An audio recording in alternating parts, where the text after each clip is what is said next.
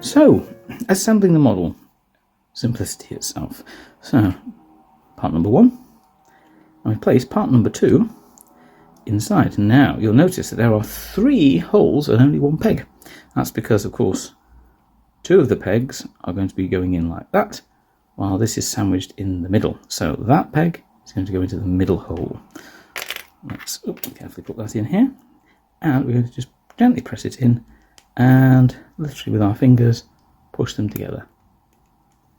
Now, push that in there so the arm fits. There we go. And you see there is a bit of a gap there, but you can also always use some filler, some liquid green stuff. It's quite good.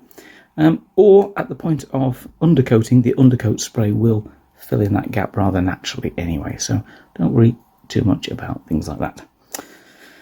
So part 1 into part 2, part 3 on the top. So again, line up the 2 pegs with the 2 holes.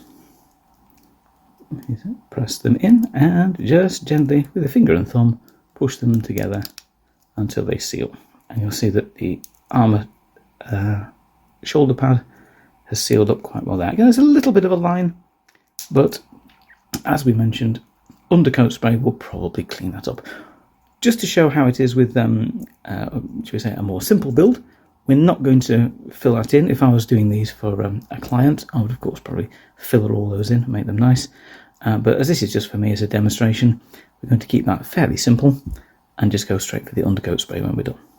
Now, of course, you'll see he's on a bit of a step there. So we've got the 2 pegs, 1 foot, 1 foot, and we have 2 holes on the base. So place one in the other, like that, and push steadily in,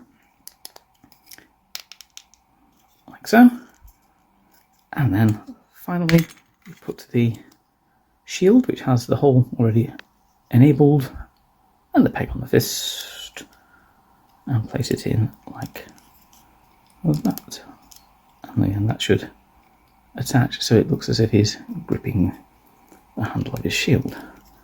And in less time than it takes to explain it, we have one Stormcast Sequitor ready for undercoating. So we've assembled our model, and I'm just going to put it on a painting stick, or in this case, an old paint pot with a blob of blue tack on it, just to hold them in place. Now, of course, you can also put it on a strip of card or something else just to do the undercoat stage.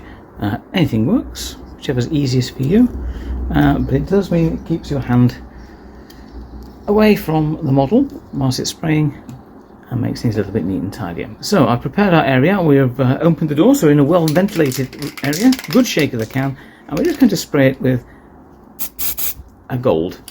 So essentially we're going to go over the gold model just with a bit of gold spray. Now that's literally going to give us a basis for the other colours to stick onto, and you see I'm just getting little short puffs of the can from all angles, top and bottom. And as it takes the time to say, then we're done. I'll leave that to dry.